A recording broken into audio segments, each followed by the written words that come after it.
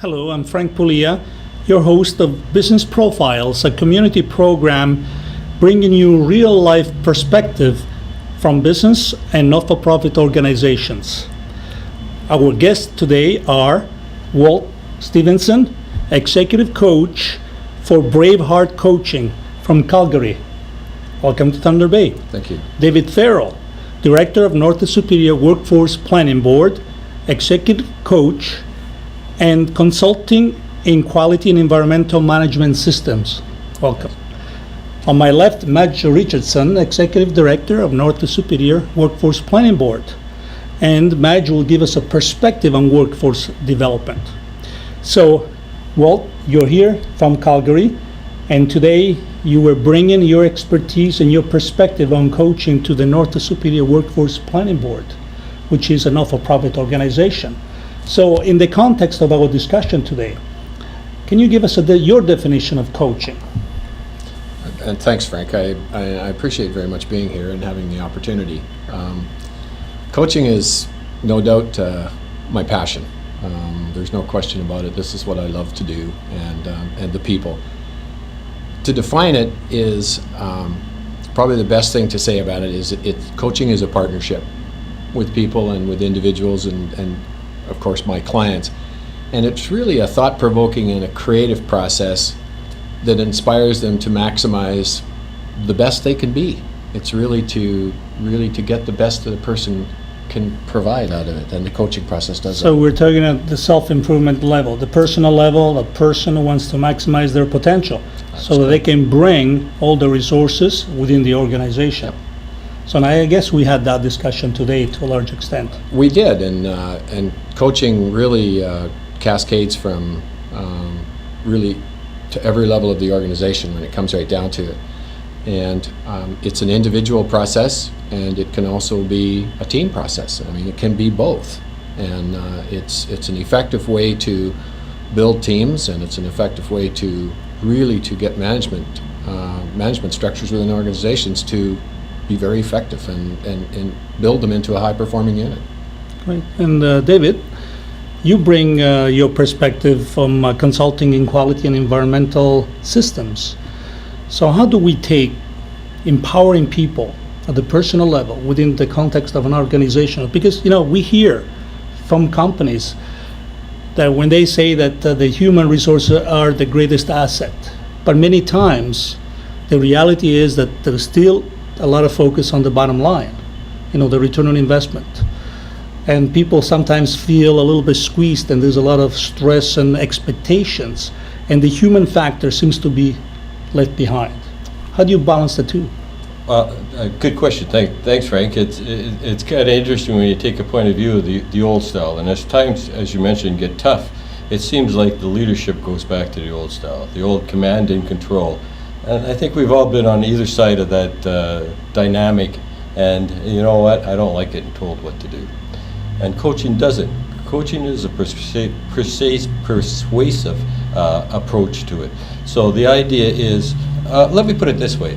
I project management. That's what I do. I implemented management systems to international standards. And within doing that, what I learned is I had to figure out where A to B was and then put B in everybody's mind so they thought it was their idea. What I was enlightened to when I learned about coaching, and like Walt embraced it so much, is I found out that B's already in everybody's mind. It's my job to help them find it. I don't have to tell them.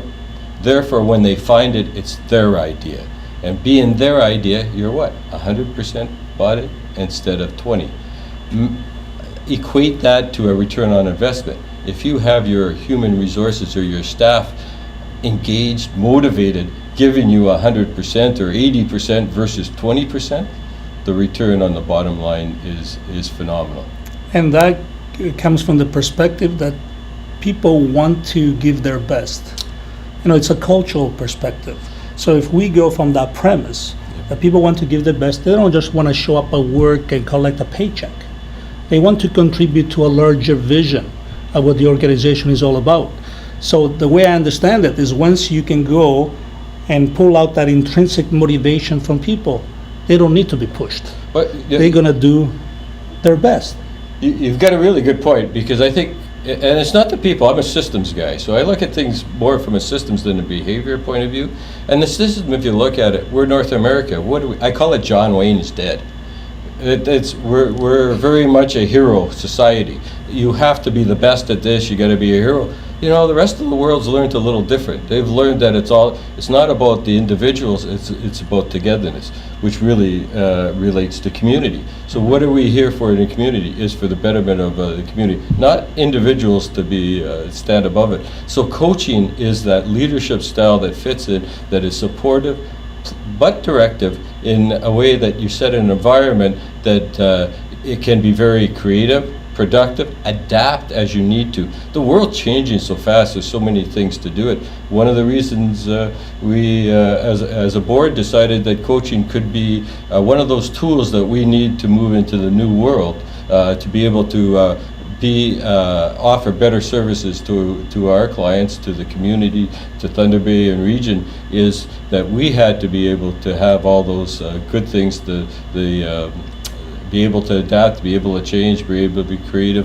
It's going to be a fantastic new world, but we have to get away from that old tell-command. So now, David, we have made the shift from individual self-improvement to the team concept in our organization. Now, Madge, how do we move then to the community? And I know you have plenty of experience in community development from a workforce perspective. How can we integrate now, for example, a human resources development plan, especially in the workforce concept, for the whole region? Thanks, Frank. That's a very good question. And I think one of the things that intrigued me, certainly as the executive director for the planning board, and to perhaps bring coaching philosophy and the approach to the board as a whole, as a unit, is one of the things that we're tasked to do each year is to consult with all of our community partners and identify how things are changing. What are the trends out there, opportunities, challenges, and then to develop a plan. And one of the things that we've learned is that things are changing very, very quickly, and the workforce itself is so dynamic, and so our old way of approach or planning has to change to respond to those very quick and large changes very often. And how do you do that when everyone has their own objectives and goals? Literacy, they focus on providing that kind of knowledge to the workforce. You got people, adults that are trying to re-enter the workforce. So employment service agencies are trying to bring them into that, re-entering the workforce. You got youth, they're trying to become apprentice so that they can gain skilled trades experience. So how do you put this mosaic together so that we have an emerging picture and we can provide clarity to the people that are watching us, to the regional leaders and key decision makers, so that we can use our resource in the most efficient and effective way in moving our region forward? And that's absolutely right. And so we were looking at that. We were struggling with how do you come up with a plan that takes into account all of those different variables and all of the different dynamics within the workforce, the community, where are all of the organizations, what is their system capacity, how do they approach things. And I think what's so intriguing about the coaching system is that it reconfirms, first of all, what the planning board does, and that brings together community partners, and the answers are there. And if we can foster the environment that allows those forward-looking alternatives in how to respond to the changes that they're experiencing, and to create that environment, we would be able to respond to those changes and be more responsive and actually more proactive in establishing funding programs and services for those changing needs. So you're talking about identifying where the needs are, identifying the trends, then providing a matching. And I guess the planning board perspective, the name speaks for itself. We are planning, being proactive, Yep. informing key decision makers so that we can influence the allocation of resources where they're needed the most. That's what I see what you're saying, which means collaboration. Absolutely. And that's what the coaching perspective comes in. And David, from your organizational perspective and from your experience too, having been in Calgary, what do you see the dynamic in our region shaping up to be? Well, if I can, just first, I'd like to give you a little bit we're going, and then I really like Walt to give the big picture, because I think sometimes we miss it in Thunder Bay Yes. of what's happening in the world. But there's a real surge now in our community. The number of programs I can think, I now have a community coach leader program. So it's specific to having our people who work in the community using coaching as their tool, as their leadership style, instead of doing now strategic planning with a coach approach. And so what do you end up with? You get a community-owned, a community-operated, and a community-driven plans, not some consultant coming in and telling them. When I come in to coach them on this, I do not tell them what to do. I set a framework where they can maximize their thought process, take ownership, take it, and then become much more than they would otherwise. Is this a grassroots approach? Are we saying that if the people that eventually have to deliver the action plans, if they're not part of it, part of the decision making, if they're not part of the solution, they will have a difficult time delivering? Because usually the conventional strategic planning perspective says top-down approach.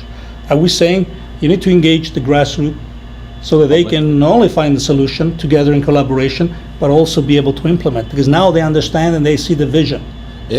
You're absolutely right, and it is a fundamental shift that's happening out there. 20 years ago, coaching was relatively unknown, if you will.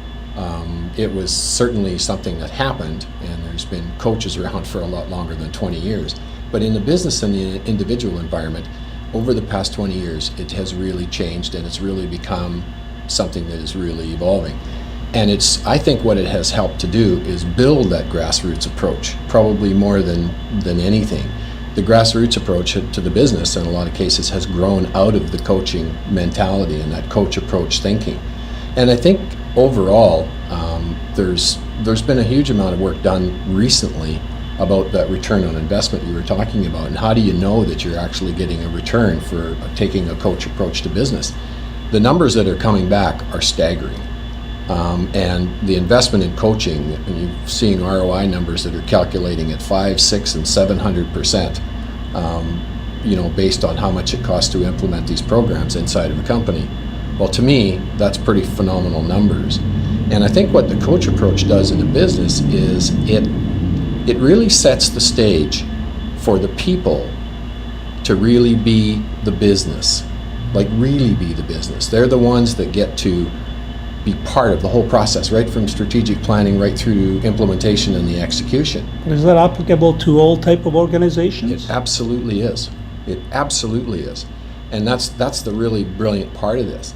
And the work that the North Superior Workforce Planning Board is doing here, this is a really awesome thing, because what they've done and what Madge and this group has done is recognize that this coaching fits in this somewhere. And this group talks to a lot of the community, the regional part of the community, and they touch those community leaders. So if they find out about this, which we did today, we went through the first part of a workshop where we introduced a coaching approach model to leaders. So those leaders then can go out into the regional part of the community here, and you can say, you know what, we've got something here you should look at or you should try. It's new, it's different, and it teaches. When you say it's new, let's step back a bit. What was you mentioned 20 years ago something happened. What was that spark? Or what was the genesis of the coaching approach to not only individual empowering themselves, organization empowering their people, their human resources? I don't know that there was a specific event. I think it was more probably of an evolution. It was more of an evolution, but it took some absolutely dedicated individuals, and certainly they're all part of or have been part of the International Coach Federation today, which is 20 or 30,000 members strong. I'm not even sure of the number worldwide. It took a dedicated group to really bring the coaching profession into a profession, and to really show that it had business benefit? You know, in the 80s, we went through a major recession. Restructuring, people were losing their jobs, the bottom line was very important. So I'm assuming that at some point, people start feeling like a number. And the corporations, the organization for whom they were working for realized that, hey, there's no more involvement. We need to find a better way. There's a couple of things on your point.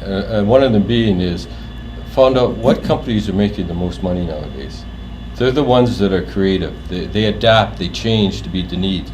I could think of 3M. You know, they wanted to be a full-time 365-day-a-year company. So they said, well, we have masking tape. That's all we do. Well, what do we have to do? So they made 25% of the people's jobs related to inventing new products. And so a coach approach works really great to set an environment where it allows that creativity. You know, well, when you're under command and control, there's very little and the Army is not creative. You know, it doesn't work. But even the Army's learning that in the upper levels, if you want to have creative, if you want to move on, if you want to strategize new things, how do we tap that resource you're talking about? We need to move to a different environment. And you look at Google and you look at all the rest, you know, they're not telling each other what to do. They're all working together on that shared vision, and they're moving forward in a safe environment where they can make mistakes, which is learning. They can get feedback to become better. All coaching is about is moving forward and giving the space for organizations and all the individuals in it. So one of the keys here is you start an organization, and yes, we do organizational, as a whole organization, we come in and coach them, but also one of the philosophies we're doing at the board, if everybody's a coach, what a wonderful tool. You usually start at the top and work down for any new management system or leadership style. And here's one that you work the same way. Well, when you say everybody's a coach, how do you become a coach? I think what are the key factors that make you a coach, where you're now empowered? Do you take responsibility for your action, your understanding, your collaboration with your co-workers? It's a good question, and probably about 100 answers come to mind. But let's just give you an example. I was working in a group, and people were saying what their greatest qualities were. And then all of a sudden, one of the people's bosses started to say, "No, you're really good. You're really, at this." And then I asked the person, put that in the form of a question, so that the person, because you keep telling them, the person doesn't absorb that they're just trying to be nice. Put it in a question where the person realizes their qualities, and then they own that. And so this kind of approach is exactly that. It's not telling, it's having the organization move and tap into that resource that everybody has. Everybody basically has a huge amount of potential. How do we do that? We set an environment through coaching, not telling people, but having them being able to reach a potential that's success. Madge, from a community perspective, Yes. how do you transfer this knowledge and help the workforce being prepared and engaged and work to their full potential? There's a couple of reasons, or a couple of things that I see as potential in applying the coach approach to our planning process, and also the involvement of all of our community partners within our planning process. I think it's, first of all, we're trying something this year that's very new. It hasn't been done before. We're looking at developing a regional human resources plan and or a strategy on really how to prepare the workforce to meet all of the demands that we've already identified that are coming down or that are going to present themselves over the next few years. And so we're looking at the workforce as a supply, and how are we going to match the supply, the people that we have here, the skills and abilities and interests that they have, how are we going to match and ensure an appropriate match to the opportunities as they present themselves. And one of the things that all of us have probably experienced, when things are changing so fast, you often feel that you don't have control, you don't have choices, you don't have options, or you don't have any input into that. And I think if within our development of that regional strategy for the workforce, if we could utilize this approach and demonstrate this approach and its effectiveness in dealing with changes as they occur, and everyone being involved, it shows just so much possibility and promise. Just imagine someone who is actually in the workforce who feels very much just a number out of hundreds or thousands that are there, to actually have them involved in that development. It creates possibilities and promise instead of uncertainty. From a practical perspective, if someone is looking for a job, either in mining or they need the retraining, they usually go to an employment service agency. That's correct. Then they do a referral, depending on their needs and requirements of that individual, where they could go best to move forward and get the training that they need. How do they know that they're making the optimum decisions? To me, in my own mind, that would mean a tremendous amount of collaboration and integration across the region. I would have to know what you're doing, I would have to know what he's doing, so that I can help that individual who is unemployed, or is an adult learner, or someone who is trying to get the grade 12 and who is trying to go back and get some certification to get a job in mining. How do you approach that? How does the coach approach help you in that delivery of service? Well, certainly if I can venture what we've done so far in applying it to the coach model or the approach, basically one of the things that we've done over the last few years is to establish a stronger network of organizations and community partners. So first of all, reaching out to a broader representation of those groups and establishing key working groups or networks within that. So they're all aware of what services and programs that they provide. So when someone does go in to speak to a career advisor, they're aware of, they pretty much coach the individual anyway.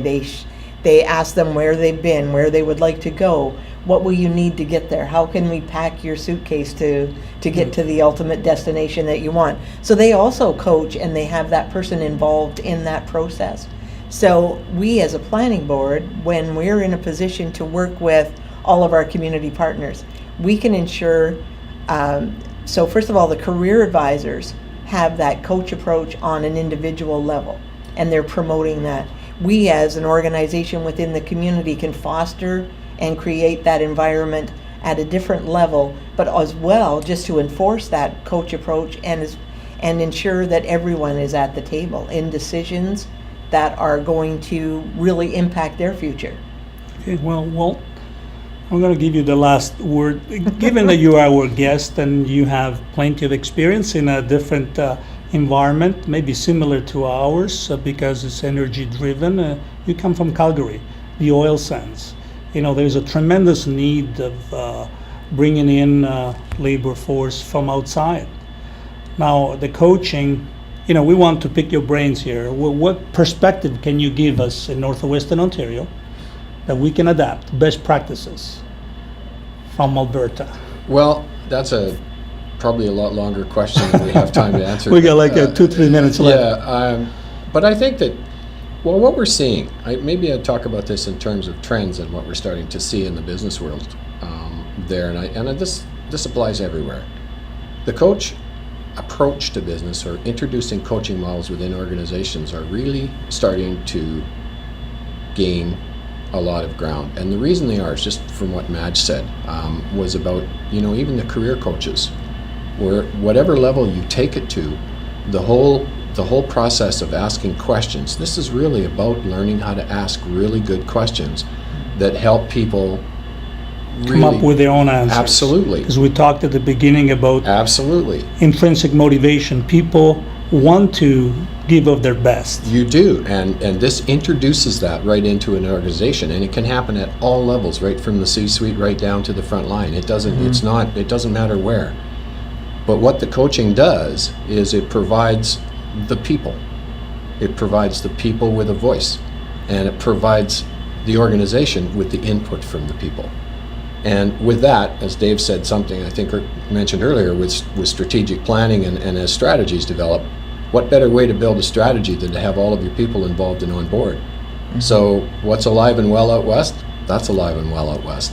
Well, on that note, giving voice to the people, going back to the first statements we made, grassroots approach, And I want to thank you for your perspective, your insight, Walt Stephenson from Calgary, and David Farrell from Thunder Bay, our own in-house expert, Madge Richardson, community Frank. leaders, in trying to bring all the pieces together, putting that mosaic to come out into a nice, clear picture. And in a way, that's what the planning board does, providing a clear picture, providing planning, and hoping to influence the allocation of resources where they're needed the most, so that we, as a region, can benefit not only the region itself, but the people in this region. Absolutely. When you're part of the process, you're empowered. Absolutely. And you feel you're much more looking forward to the future. Instead of wondering what it's going to bring, you're going to be prepared. So you'll be the master of your own destiny. Absolutely. Excellent. Self-mastery. Self-mastery. On that note, thank you. We're going to close now. Thank you, Thanks Frank. again for Okay. joining us. Thanks, Frank. Thank you, Walt. And thank you, everyone who's listening to us and looking at us.